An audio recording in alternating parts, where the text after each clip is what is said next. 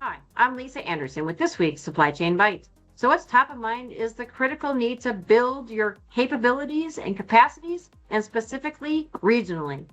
With the war in the Middle East and the closure of the Strait of Hormuz greatly impacting the energy supply chains, this has become highlighted.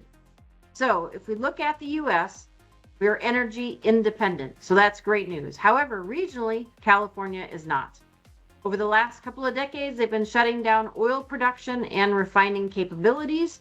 Therefore, they get 60 to 75% of their oil imported, with 25 to 30% coming from the Middle East. Therefore, the Trump administration has implemented some emergency rules to start oil production in California and to be able to supply oil from Alaska using non-American made ships, since there's limited capabilities and capacities to do that. With that said, what should we take away from this?